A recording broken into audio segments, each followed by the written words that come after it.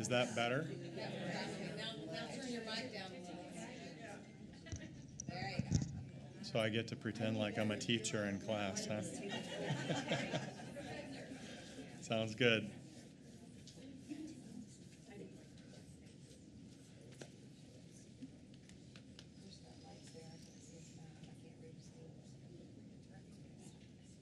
Well, I think we'll get going here, everyone. Thank you so much for coming to After the Pledge. I'm just going to make sure this isn't too loud. Better? So where's the... This is something that got started. I'm going to blame Dorothea because I know that she was trying to help out Bob in the early days, and just, flocks of people, kind of like eagles, would come into town and love to see what was going on and want to see the shop and things like that. And this was all designed to try to make a concerted effort to have one event that everybody would come to and make it easier on the planners, on Bob and others, and now that gets to be me. So I do want to offer, if anybody wants a tour of the shed or something, maybe later this evening, or because we'll all be over there, right, for the dinner, or tomorrow. There's a boat cruise that I know I'm going on, but other times just let me know. And there's a couple others here, Dave Reynolds and Sandy, and a couple others that could probably show people around if you're interested in that. So anyway, welcome, and thanks for coming. I got to tell just one thing, that my life really changed, as you can imagine, when I got involved as director of the Raptor Resource Project. And even maybe before that, I think one of the funny things that it's just these little quirky things come up. It's like, I remember Bob taking a squirrel and telling me, "See Dad over there on that bluff?" He said, "As soon as I wave this squirrel, you watch, and he's going to come flying off that bluff." And he no sooner swung his hand up like that, and that squirrel was in the air. I looked over, and Dad was already in the air. Oh my gosh. So Bob was a falconer. He did a little bit of that stuff with the eagles. We've stayed away from trying to feed or alter that, but and do that. But anyway, so what do I do different now since I've got connected with the eagles? When I'm driving down the road and a squirrel or something comes out, or even raccoons or whatever, there's two thoughts that go through my mind. Run it over so I can get fresh roadkill to the eagles, or oh my gosh, I better not. I don't want to hit that animal. I love animals. So anyway, I got that conflict going on in my head now. So geez, all those kind of things going on in my head. So it's tough to deal with that.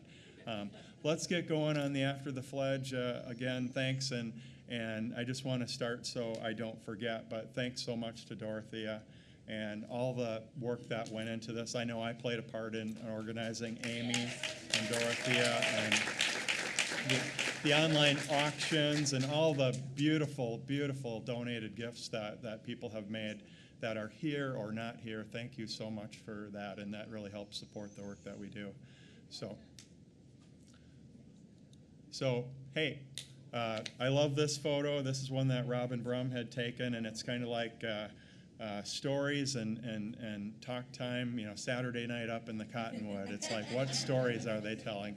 I think if we make these greeting cards later this year, we're going to have an open balloon there, and people can tell their own stories. But one of them was probably, I said, like Dad to Cora, the time that he first brought 2 fish up in the nest, and maybe they didn't know that Mom was going to be doing that in the future. Whatever the story is, it's just we've got so many stories as this group, and it's such a wonderful group that this Eagle family, I just think it's neat to think about what the Eagles are saying up in the nest. I know that's our projections on the Eagles, but it's fun to do, right? So, picture of Dad. This is one of my favorites. Interesting, you take a look at that and you see the guy liner, right? So any other dad traits that you guys can shout out here? The white head. Well, the white head, yeah, not the dark feathers. What a beautiful bald eagle he was. Just amazing. And I think the thing that was neat that we did on the scientific basis is with the quality of these cameras, we could take a look at the iris of that eye and see the imperfections or maybe the perfections of just his eyeball. And that's ID recognition. One of our eagle researchers told me also just recently that if we got a picture of their foot, that the scale patterns on their feet is like an identifier. So come on in. You can come on in, or you can go up top. So anyway, this is my picture of Dad, the 50s, 60s Dad. This is Dad, all clean cut, showing his looks here. Here's the 70s Dad. He's kind of cool. He's relaxed, a little bit laid back. Hair's this is me last night in the wind, hair all over the place. Again, such a beautiful bald eagle. That's the thing that is so amazing and really kind of drew me into this whole thing, was just showing nature in a way that it almost looks like you're right there.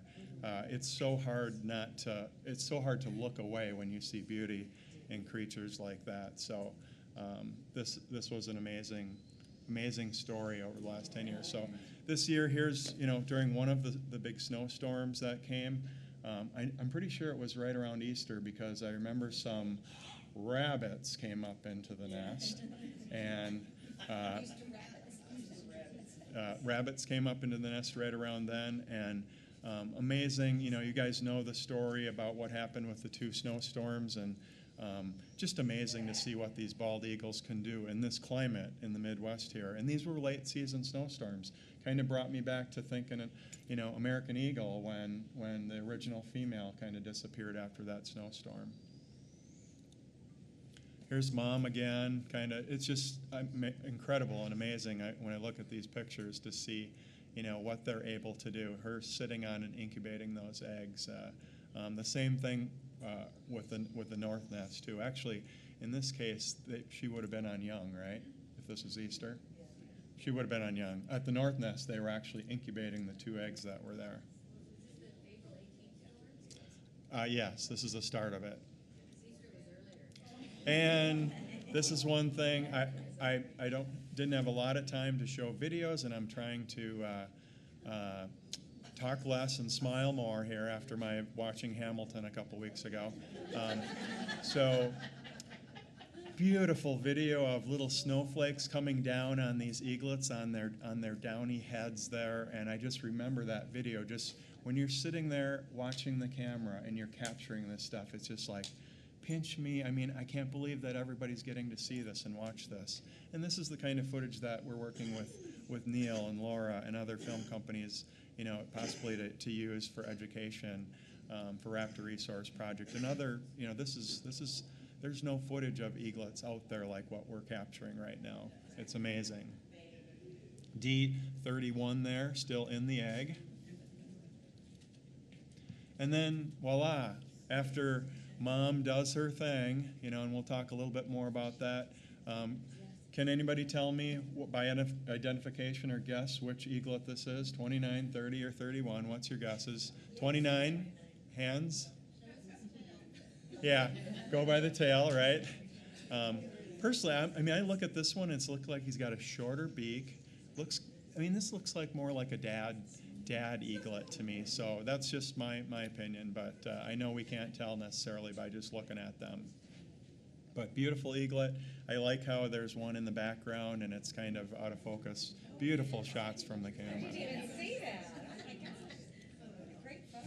And now our story, this is what we're watching. We're watching the story unfold. Here's Mom. Here's David. I wanted to say that this was like near darkness, he told me, to pull this off and actually get a good quality image as dark as it was. He said, I just want you to know that. And so I thought he'd appreciate me telling you guys that this is a rare shot to get in near darkness. But we got Mom Decorah there. We got Decorah male, which we're calling him now, not unidentified male eagle. So he's Decorah male. So we get to see things play out here. You guys have been watching. You guys have got to see him and get photos, right, this weekend. And he's gotten closer to the the fledglings. Mom is leaving him alone with them. We see him kind of tailing Mom when they're flying around the hatchery and when they're going on their day trips or dates or whatever you want to call it. He's really, I mean, it looks like they're tied together as a bonded pair, but we're going to see what happens going forward. We really don't know exactly what could happen. There's territorial disputes that could happen. We'll have to wait and see what happens this fall. And we certainly want them to come back to N2B. So Decorah Eagles. Mom Decorah as a single provider, April 22nd to July 15th. I'm just going to show you what she's done. And I know a lot of you have seen this and watched it and I got to experience, but it's really amazing. The other thing that's neat about this data is we're collecting scientific research here, and Sherry Elliott, who also does work on our Facebook page, she kind of helped get the group together of our CAM operators, some of the ones that are coming from the explore.org CAM group, and then our moderators and some of our CAM operators for Decorah here, pulling together and getting photos and putting notes in there so we can actually, and then Sherry pulling it all together. So what did Mom do? Just what did Super Mom do? 470 trout and suckerfish, and this is April through July. So this would have been after Dad went missing until about just this last week.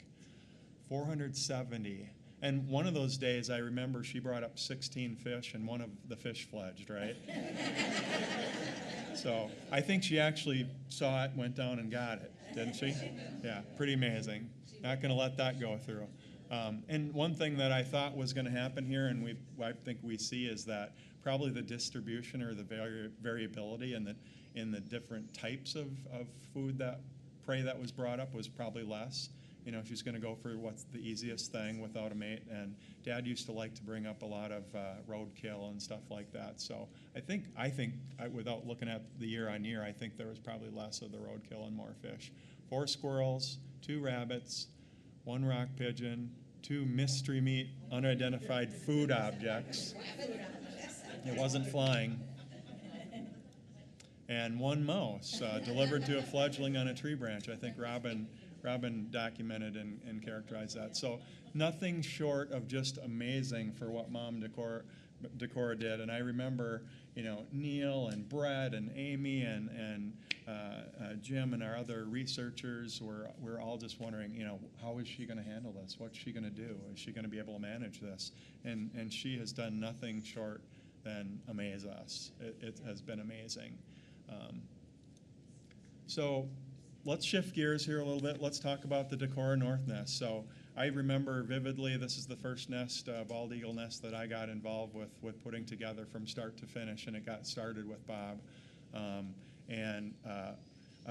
don't want to say a backup nest because, we want to make sure that we got redundancy. And we can show eagles for our education program. That's a huge part of our mission, is our educational and the enjoyment that people get out of watching eagles. So we just cannot get caught without being able to show eagles. So great addition to the eagle family here in Decorah was the Decorah North nest. I'm pretty sure that that's Mom North there. She also has some darker feathers on her facial areas there, just like Mom here. And then Dad down below feeding DN7 and DN8 there. So unbelievable again at this nest what happened this year. Very amazing, and then just heartbreaking and tragic at the same time. We saw, basically what happened was it wasn't a typical year, and we had disruptive activity. We had eagles that were migrating through the area, and it looked like there were disturbances going on, daytime, nighttime, whatever, and we only had 1 egg laid. And I still remember some notes about Mom throwing up a fish, right about the time that she was supposed to be laying eggs. And we don't know if she might have been sick or something happened, but she only laid 1 egg, and it was really not what we expected for the cycle. Unfortunately, I think it was about after a week and a half, that egg got crushed, and everybody else was crushed too, I know. And I remember getting the news of that happening.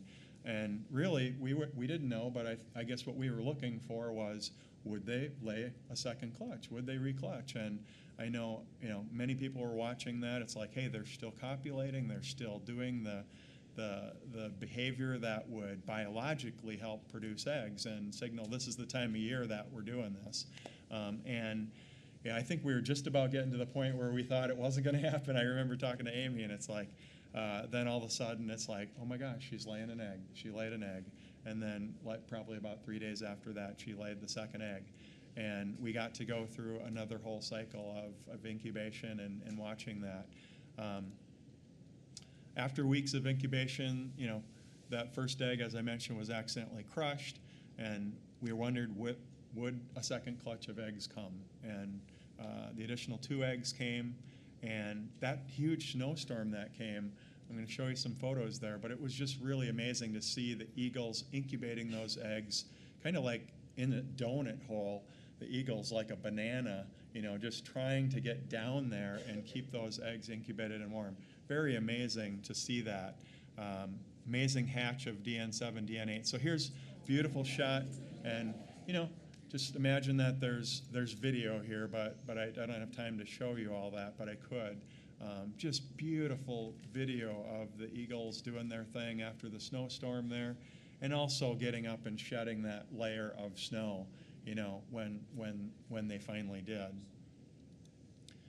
Here's Dad Decorah North, kind of sitting there doing that. Got some nice close-up video of him. You can see the water droplets beating on him. It was really a warm, wet snow, and it melted pretty quickly, but still could be devastating, to say the least. Here's DN7, that elation that everybody had when that first eaglet hatched. It's like, hey, we're going to have a season at Decorah North. We're going to get to watch eagles all the way into December.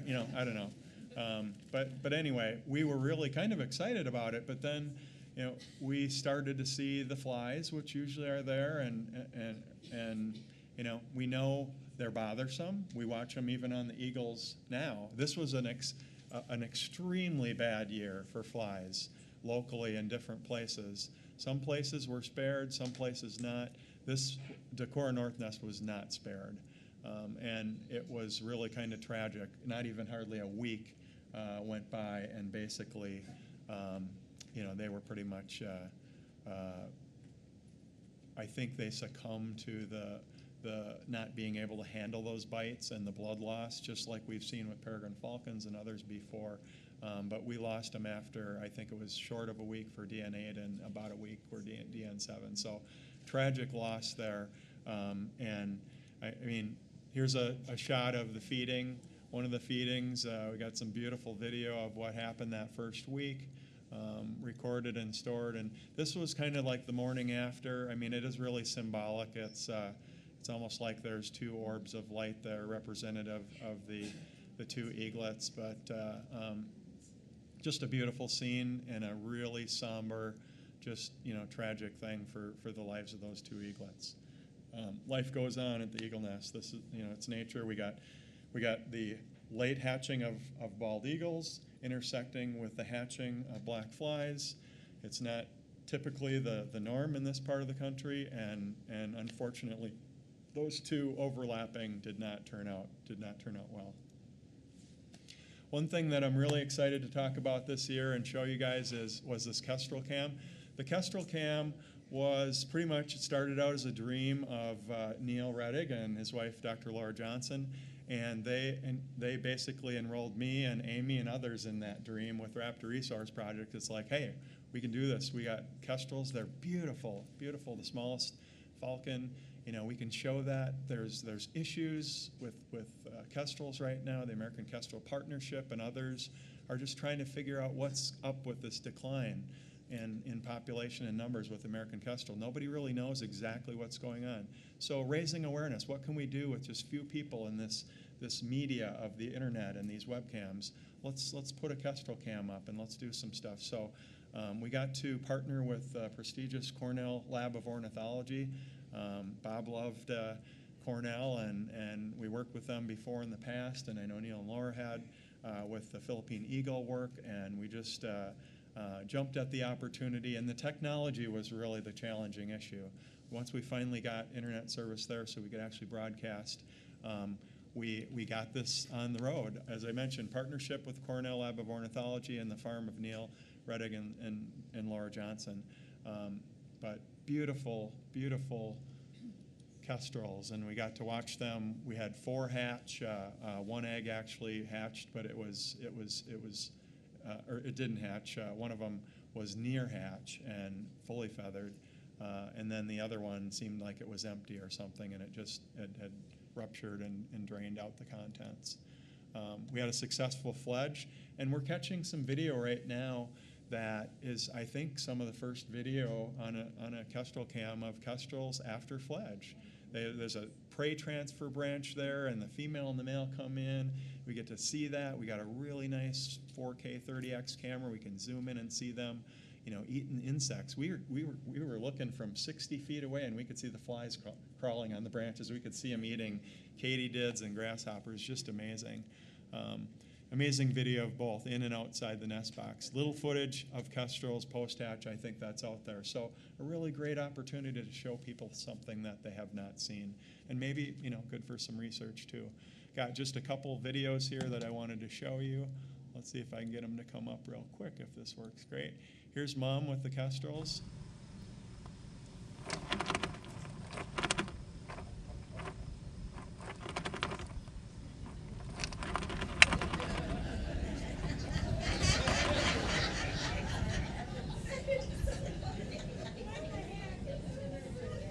Isn't that great? She's got a stowaway there, and there's 3 more. There's 3 more underneath there. Yeah.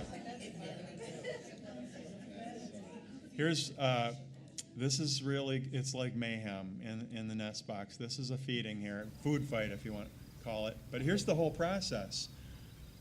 Male comes in, female grabs it, kind of just like the peregrine falcons, right? And now we're going to see, I just combined this, we're going to shift over to the nest box where the female's going to be pulling that over and taking it into the nest box. We got one of the young sitting there. He's coming. I don't know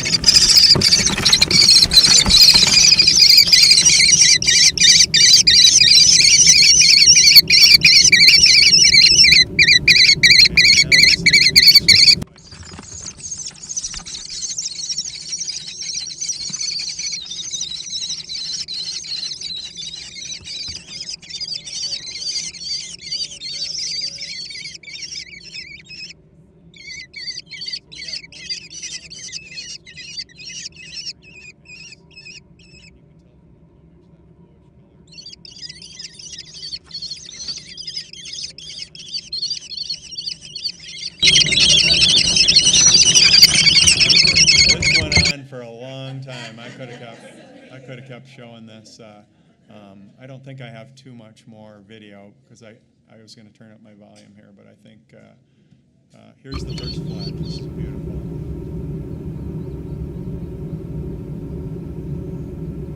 Thinking about it.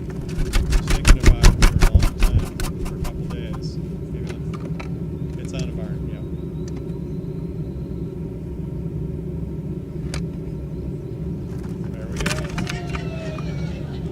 Somebody's right there, ready to go next, right? Yep. All right. All right, so falcon cams. We got beautiful falcon cams. I'm just going to show a little bit about the Great Spirit Bluff falcon cam here. This is what it looks like this time of year in the sunrise when the mist is off the river. There's Michelle, our female. For many years now. I think she's about 15, 16 years old. Here's a typical morning. We call that Cloud Lake, but beautiful cam if you want to see kestrels. Here's the 2 kestrel or falcons, Ella and Lene, that are still flying around this year. And peregrine falcon monitoring, really, this is a key component of our mission and what we do. The monitoring is very important. I'm just going to talk a little bit about that program here. Here's a shot of Dave Kester holding peregrine falcon for Amy and me to band. Successful year, we had 40 sites visited. I think that was almost a record, Amy told me. And not quite the productivity this year. A lot of eggs didn't hatch, but we still 69 falcons, close to our record there, I think, just shy of some of the mid-70 numbers that we had a year or 2 ago. nesting sites. We got city buildings, we got power plants, we got grain facilities, water tower partners, and then ultimately the cliff sites, which was what Bob's mission and dream was, to return the peregrine falcons to the eyries up and down the Mississippi River bluffs and their historic eyries there.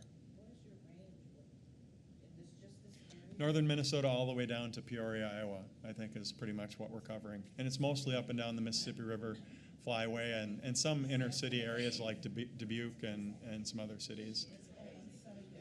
Here's a site, but this is that opportunity that we have to connect with landowners. I was in that situation, a landowner, meeting Bob and Amy and the Raptor Resource Project. Here's Amy snatching, and it was a precarious off-rope kind of climb over there just to get to them. And we figured this out. It took us a couple hours to scheme and try to figure out how we were going to do that. Here's Maiden Rock, which is an unbelievable site up just on the north side of Lake Pepin on the Wisconsin side. There's some of the Wisconsin DNR folks there and interns. Homer Bluff, Homer, Minnesota, just south of Minnesota. Here's some beautiful young falcons this is at Redbird Bluff, and here's Amy with Jackson there. This is one that we've only banded for 2 years now, and that's the neat thing, is we're starting to find some totally new sites that weren't on our monitoring list that we're starting to add to the list. So that's a great thing. D24, 27 update just real quickly. D24 last location identified, I think it was like May or April this year. Not getting good signal all the time from D24, but every once in a while the transmitters check. And D27, we're tracking her right up into Ontario right now. So here's D24. He's one of the ones that's on this shirt. This is D24 and D25, right? D25 got hit eating roadkill. Here's where D24 was in the summer up just south of Lake Superior. And lately, last we saw, he was down in the Decorah area here. D27, here's some travels just seasonally. Fall, summer, spring, winter, all this data is on our website. It's really incredible data that Amy has put up there in the maps that Brett Mandernack and Eagle Valley crew put together. We're putting those out so you guys can see the travels. Here's up by Sandy Lake in Ontario where D27 is right now. And here's a satellite view showing kind of a dammed area with a spillway, and there must be some fish up there, I'm guessing. She must be eating good, right? Here's classroom. I mean, this is a huge component of what we do. This was a newsletter, and we really kind of talked about what the classroom chat was all about. We went ad-free this year. That was a huge improvement. Even though we were doing that with Ustream before, all of our platforms now are available ad-free through YouTube and explore.org. The educational chat, I think, is one of the biggest mission initiatives that we can expand here, that really working on improving that. And this year was a really nice expansion. We got up to 1,244 participating classrooms that signed up, and we're watching them in the classroom.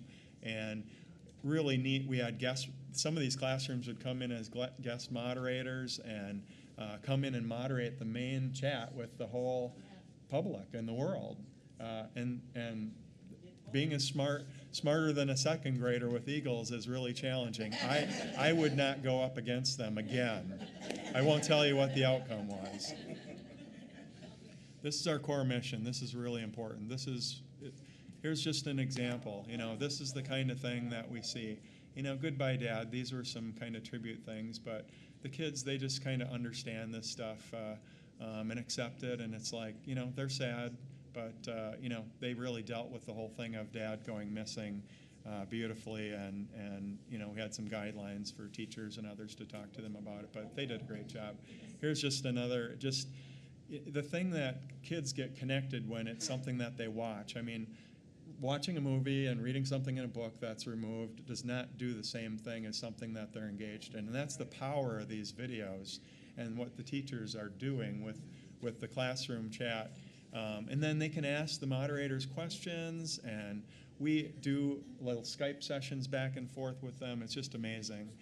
Here's one young kindergartner who basically built a nest in his backyard, and then he told his mom and his teacher that he was being like Dad Decorah, and he was providing fish for his young.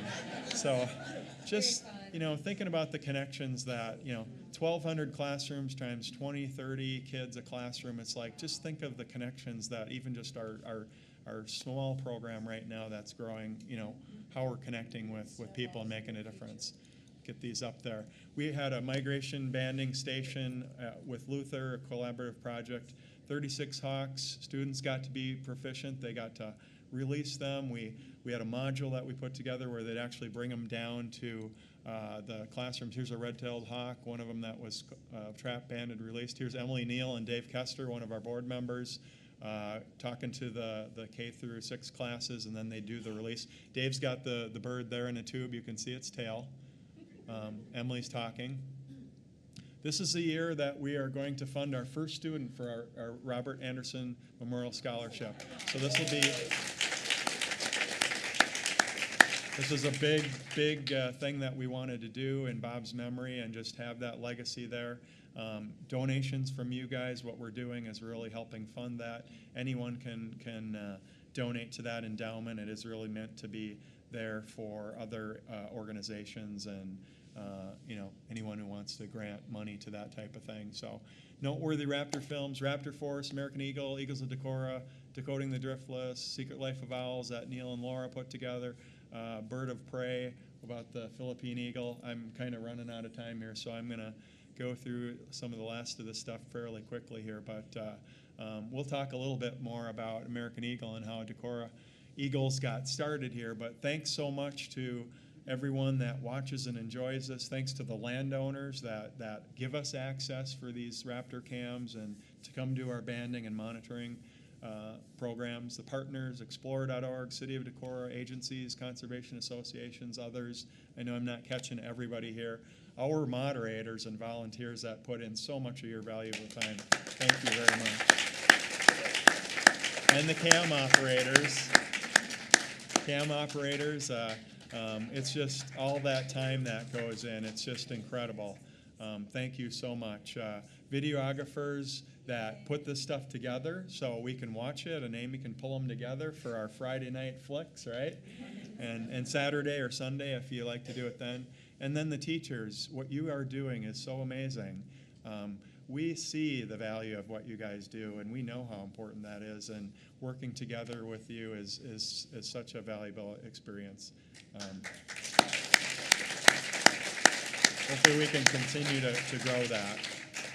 So that's the end of my talk here. I'm going to get into, we're going to talk about Dad Decorah.